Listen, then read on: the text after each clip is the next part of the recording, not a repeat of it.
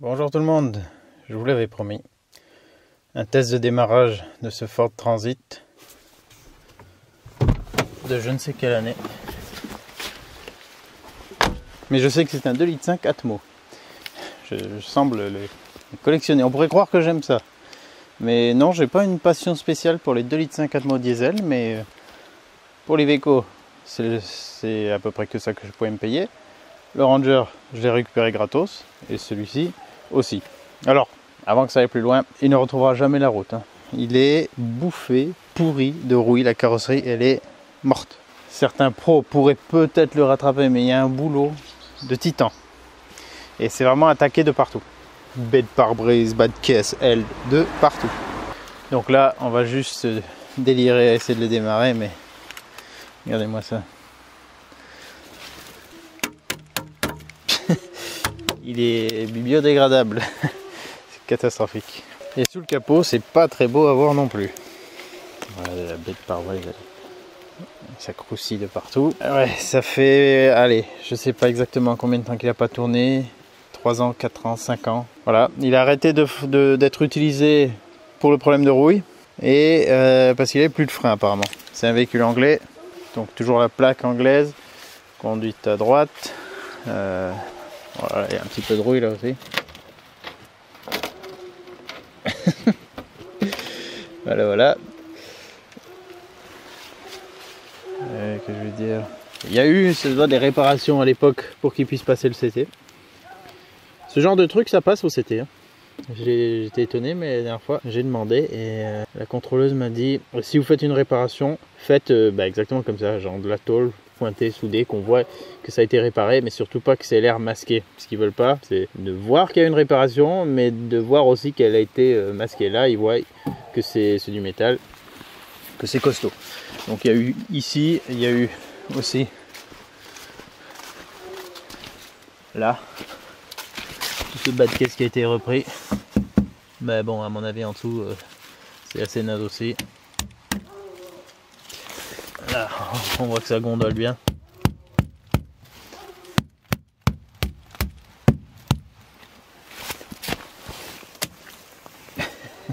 Voilà. Voilà.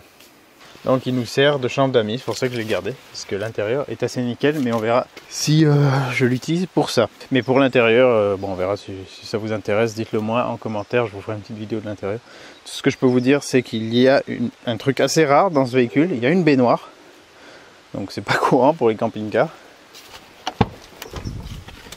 Voilà, je vous ai pas menti, il y a une baignoire. Pour ce test, une fois de plus, on m'a proposé de tester un booster. Et comme ça m'a manqué, puisque j'ai plusieurs batteries en bon état maintenant, j'ai dit oui, ça me rappellera le bon vieux temps. Non, franchement, on m'en propose toutes les semaines de tester. Je crois que je commence à être un peu connu dans, dans les boosters sur YouTube. Donc les marques me contactent. Après, j'ai pas spécialement envie de faire d'autres tests. Mais là, du coup j'ai dit ok, je veux bien, si ça vous intéresse, je le teste pour essayer de démarrer avec eux. Je ne sais pas s'il va démarrer. Et il s'agit d'un booster qui est déjà connu. C'est le Hulkman Alpha 85. Il y a le S aussi, plus pour climat vraiment glacial quoi. En mode on part en Antarctique, ou plutôt en Arctique.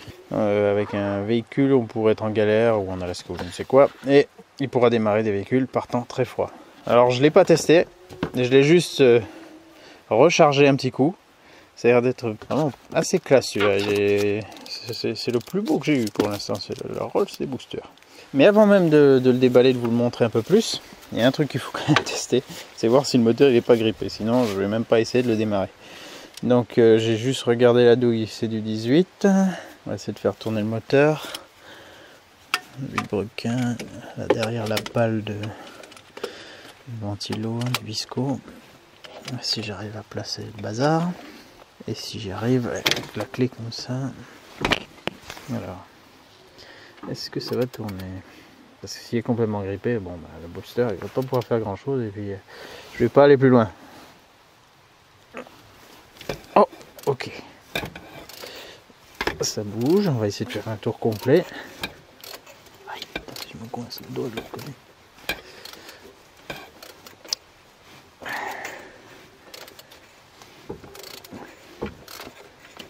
Bon, il n'est pas grippé. Mais franchement, depuis le démarre. La batterie est totalement morte. Voilà. Mais comme ils disent qu'il peut démarrer un véhicule avec une batterie totalement morte, on va essayer aussi. Est-ce qu'il y a une petite pompe d'amorçage quelque part? Parce que le gasoil, bon. Donc j'ai 3 2,5 litres diesel Atmo, mais tous différents. Celui-ci, il a un système de préchauffage aussi. Ou je dis des conneries. Attends. Est-ce qu'il y a un système de préchauffage? Non. Peut-être pas non plus. Ah non, je ne crois pas. Non, il y a les injecteurs. Retour d'injecteur. Mais je vois pas de bougie de préchauffage. Donc ça doit être une injection directe aussi. Allez, alors maintenant je vous remontre un peu plus le booster. Il a l'air quand même assez stylé. Alors voilà, la bête en question.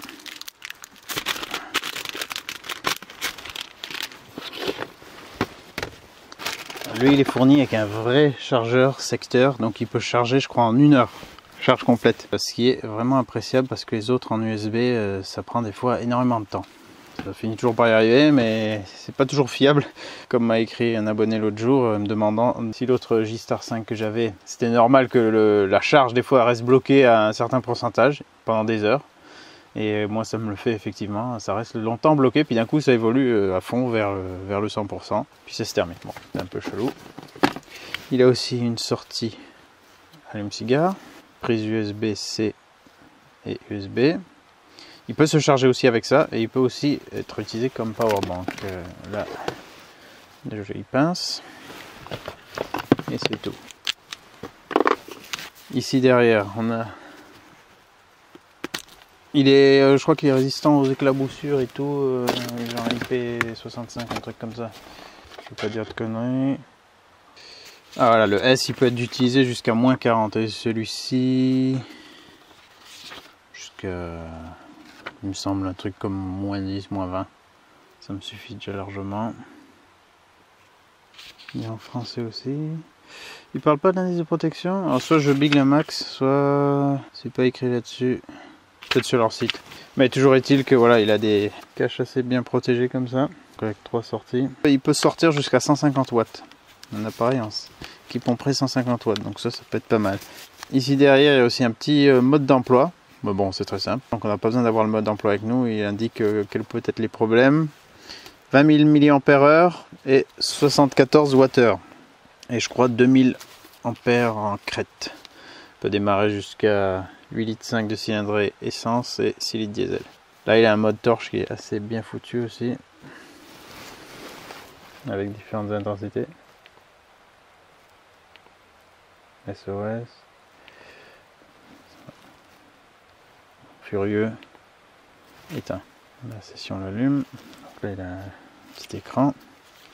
Je laisse la protection. J'aime bien laisser la protection le plus longtemps possible. Bah là il nous indique le taux de charge et on devrait pouvoir voir direct quand ça va baisser, quand il faut arrêter de l'utiliser. Ils disent jusqu'à 3 fois d'affilée et sinon laisser refroidir 2 minutes entre chaque utilisation. Si la boîte est pas très pratique, ils ont aussi l'option boîte de transport, plus commode que l'emballage d'origine.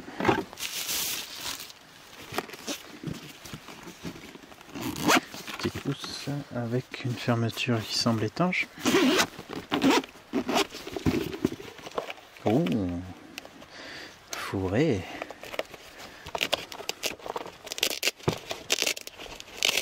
Tiens bien ce scotch. Qu'est-ce qu'on a là? Voilà, là il nous dit quel accessoire mettre à quel endroit. Également du plus confortable. J'aimerais bien avoir.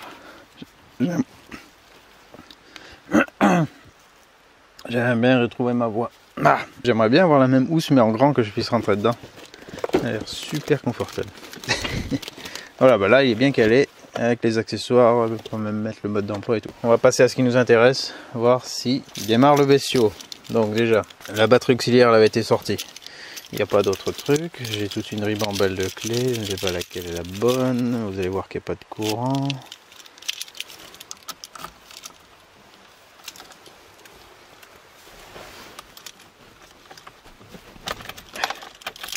Rien du tout. Même pas les warnings qui fonctionnent. Pas le klaxon.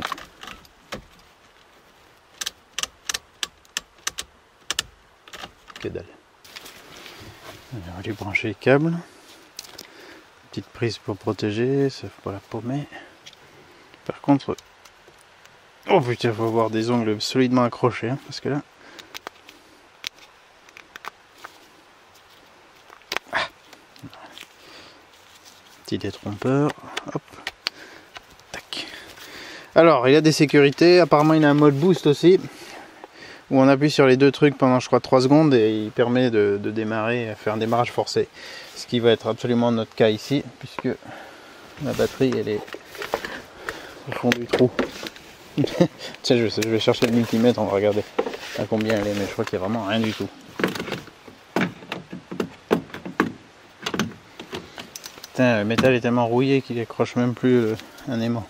Oh putain, 0,095. Non mais c'est foutu ça. C'est en dessous de mort. Bah écoutez, on va tester comme ça.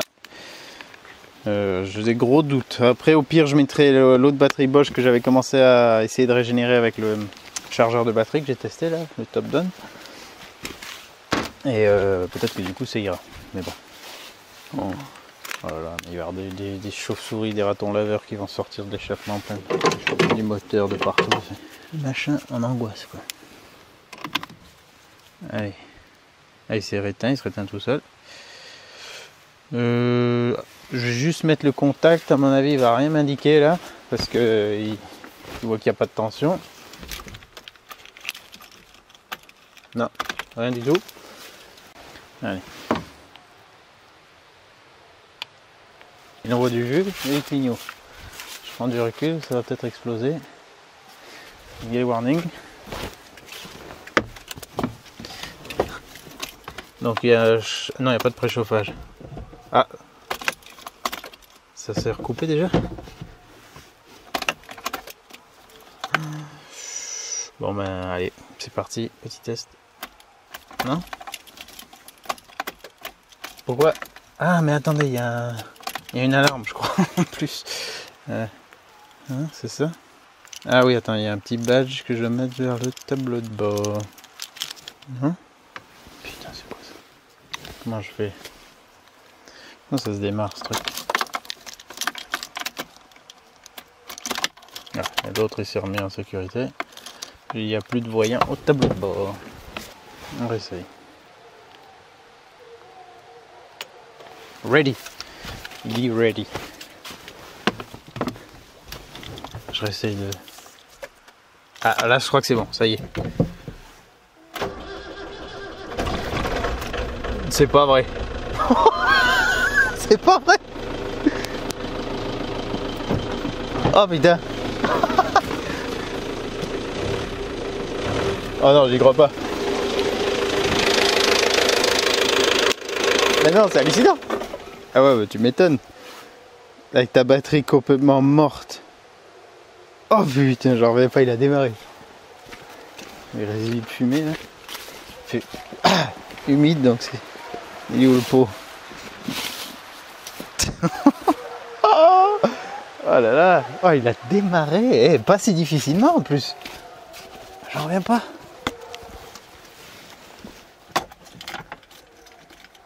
Je n'en reviens pas.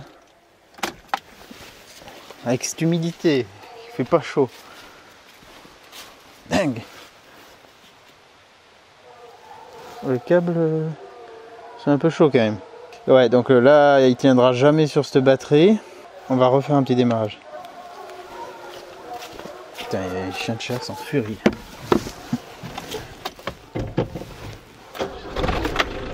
Ouah. Le contour avance très lentement. 2000 tours, 2100 tours. On approche des 3000 tours.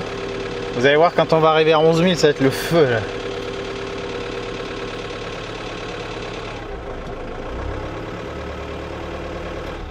Ouais, tu m'étonnes. Avec une batterie pareille. Combien il y a de kilomètres? 16 951, ça va. Bon, déjà c'est des miles. C'est des miles et Pourquoi mettre que 5 chiffres? Ouais, donc c'est 169 000 quoi. 169 000 miles au kilomètre. Bon, c'est pas énorme pour un moteur comme ça. Putain, je vais essayer de lui mettre la batterie de la l'ex-batterie de la E30. Donc là, de démarrage, ça l'a fait caler à 88%. Je crois qu'il peut en refaire encore un, normalement. Mais il a fait le boulot. Oh. Ça a fait du bon boulot, Hulkman. Franchement, je pensais pas qu'il allait partir. Hein. Je pensais qu'il allait avoir tout un tas de trucs encrassés, grippés, tout ça. Parce que là, il est dans le coin le plus humide du terrain en plus. Ouais. Ici, voilà, en hiver, ça y est, on a plus de soleil déjà en mi-novembre. Là, on est le 11 novembre. À partir de maintenant, il n'aura plus jusqu'à février. Donc, c'est vraiment frais et humide et en permanence. Avec la rivière à côté. Je pense que le support de batterie est dans un état calamiteux, ça se voit déjà un peu d'ici.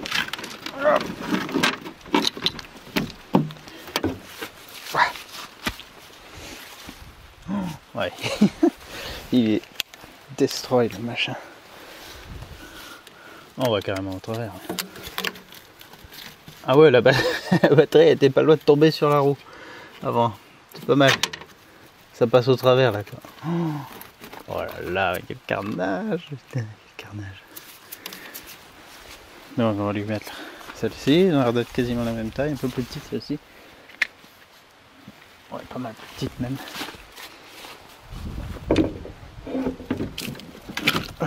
Ah, attends. Non, c'est bon. Plus, moins, c'est bon, on est du bon côté.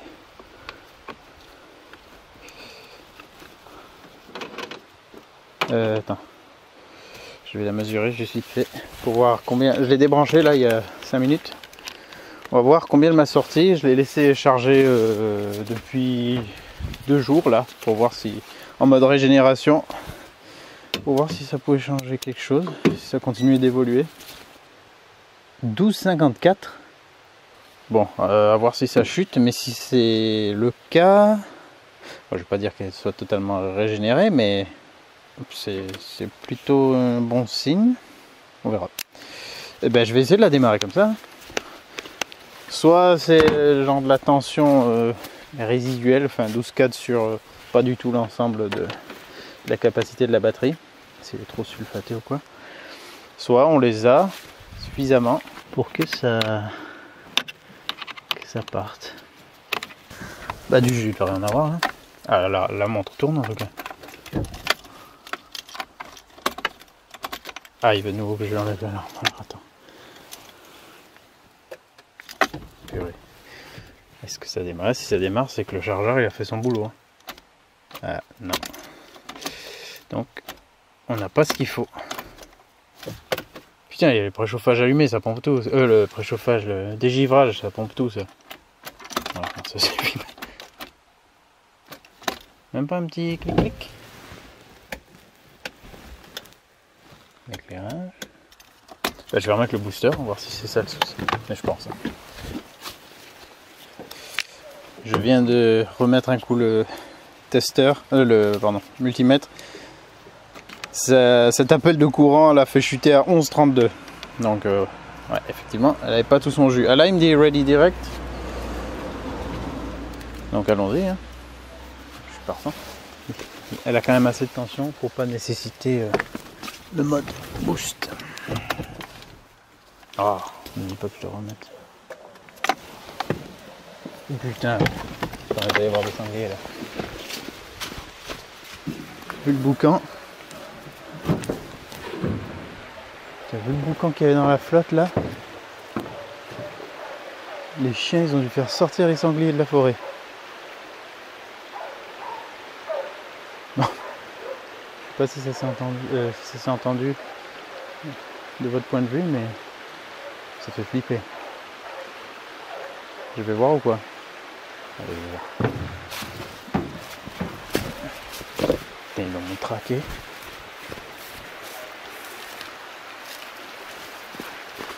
Ah mais c'est des traces super fraîches là, il est pas passé là quand même.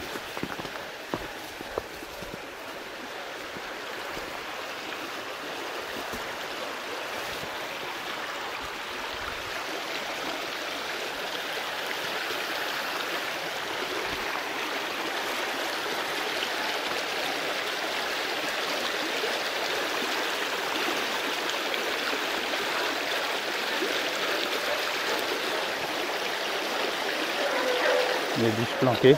Oh putain. Les chiens descendent là. J'ai pas envie d'être entre deux. Ah, il y a un chien qui vient passer là. J'ai pas envie d'être entre les chiens et le sanglier. Bon, revenons-en à nos chevaux. Le transit. Ah, vas-y.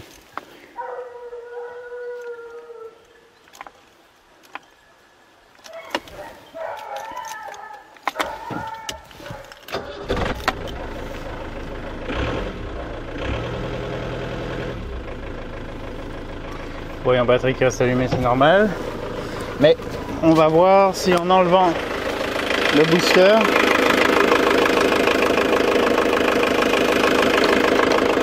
ah, il tient avec cette batterie.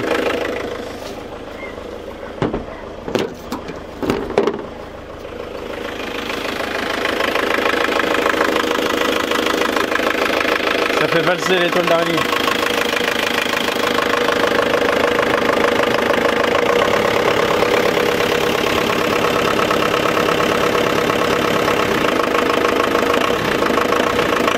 En plus il est réactif quoi.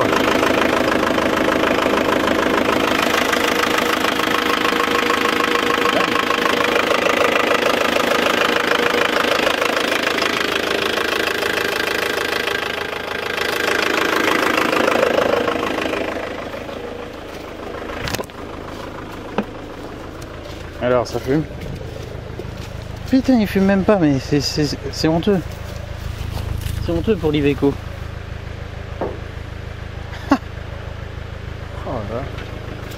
Alors là, je vous dis, je vais pas faire un tour avec, hein, parce que il n'y a pas de frein.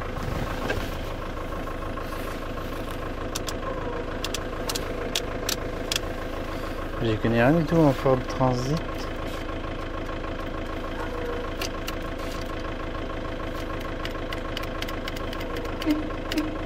Fonctionne. À peu près.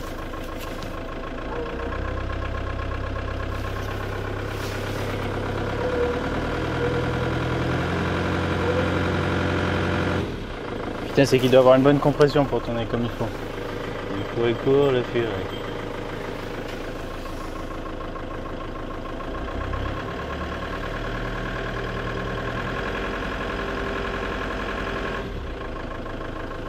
Dinguerie. Ah mais les feux de brouillard aussi sont allumés. Putain, il y avait deux trucs qui pompaient bien quoi. Donc ça serait pour les feux. Qui marche. Voilà, il doit y avoir plein de fusibles qui ont grillé et tout avec l'humidité.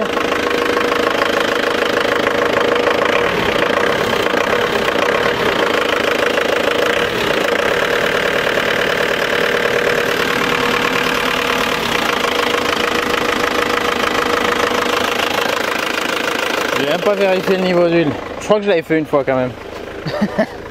Mais ouais, ça aurait été bien de le refaire. Est-ce que genre... Oh putain, ouais, la pédale de frein. Regarde ça. Il n'y a rien là. Il y a un petit souci. Embrayage.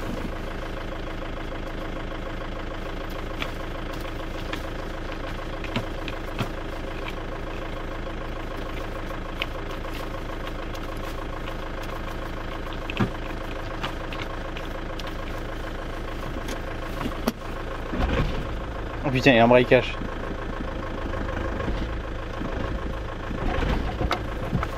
Je vais pas aller en marche avant avec la BM devant.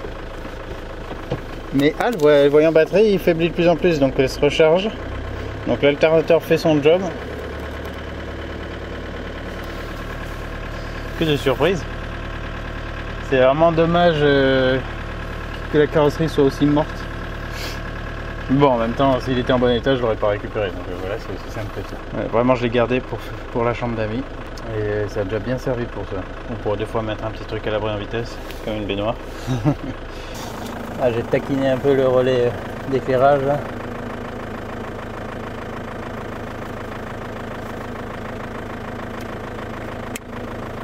Et je crois que ça fonctionne. Voilà. Un problème de régler. Bon, une fois de plus, je prends pas la route, mais pour éclairer la chambre d'amis, c'est bien. Yes. Ah, ils sont là. Hein. Ils ont senti la trace tout à l'heure. Allez, ils sont descendus dans la rivière, exactement là où il est passé. Aïe.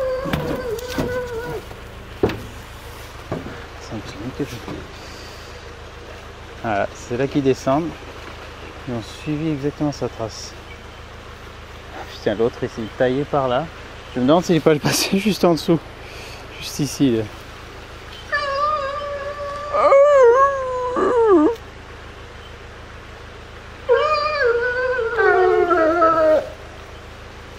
Alors, avec les antennes et tout, ils sont bien équipés.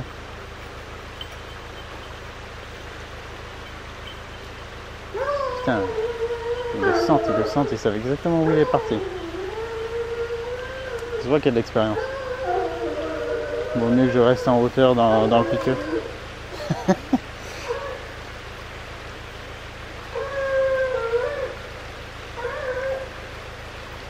Bon, en tout cas, l'alternateur est naze parce qu'il me sort 10-15. L'alternateur ou le régulateur ou les charbons. Là, il fait un vilain bruit. J'ai l'impression que c'est lui. J'ai l'impression qu'il fait un bruit de roulement. Voilà, c'est pour ça que ça se recharge pas. Je vais le laisser tourner un petit moment. Ça lui fera pas de mal. Lui et ses concluants. Petit test, mais efficace. Voilà, il a fait combien? 4 démarrages. Et il a 85% de batterie restante. Et avec l'alimentation fournie, je vous dis, il charge vraiment vite. Donc là, les 15% manquants, il va les reprendre en, je sais pas moi, 10-15 minutes. Je pense. Bon, bah, content qu'il ait démarré. Je sais pas ce que je vais en foutre. Mais voilà, ça, moi, je sais que le moteur tourne. Il démarre bien. Et en fait, moi, ce que j'aimerais bien faire, c'est en trouver un équivalent plus grand, avec pas un van, mais vraiment un camping-car, mais avec le même moteur. Comme ça, je pourrais peut-être l'avoir comme banque de pièces. Et pour la famille, ouais, un camping-car un peu plus grand, ça serait vraiment cool et beaucoup plus pratique que la caravane en famille. J'aime bien la caravane. À deux, c'était vraiment pas mal, mais c'est plus compliqué pour pas mal de trucs. C'est vrai que le camping-car, ça facilite grandement. Ça permet de plus facilement dormir dans des endroits un peu plus délicats, alors que la caravane, tout de suite, il faut une bonne dizaine de mètres pour s'installer, et puis ça fait tout de suite poser des questions, enfin voilà. On a eu de super expériences avec ça, mais on a bien vu aussi que parfois c'était plus délicat. Donc ouais, si je pouvais en trouver un, bon c'est pas tout de suite, il faudrait que je vende la E30 et après je consacrerai une partie de la somme peut-être pour un camping-car, à voir. Et du coup je m'orienterai, si je trouve, vers un Ford Transit de cette génération. Et voilà, en tout cas c'est en faisant qu'on fait. Je vous dis à bientôt dans une autre vidéo. Dites-moi si ça vous intéresse que je vous montre l'intérieur. Le tour du propriétaire sera assez vite fait, quoique c'est petit, mais il y a pas mal de trucs intéressants. Quand on connaît pas trop les camping-cars, déjà j'ai vu, putain, c'est bien fichu pour l'époque. Je sais pas de quelle année il est. Il est 90, peut-être 94, un truc comme ça.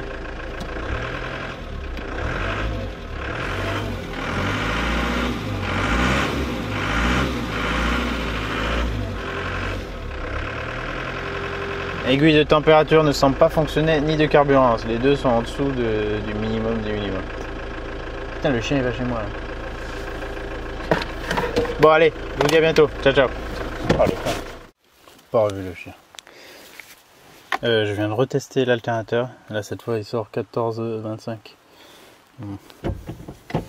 Peut-être pas complètement mort, peut-être un peu fatigué. Voilà, est-ce qu'il va redémarrer? Non, quand même. Voilà. Encore des aventures qui m'attendent. Ce qui est génial ici, c'est La vitre la plus rapide du monde. Pas besoin de vitres électriques avec ça, c'est tellement efficace.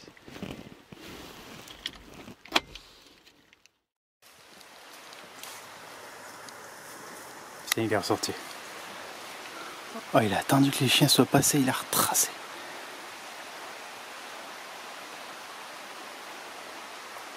Ouais, il est là-haut.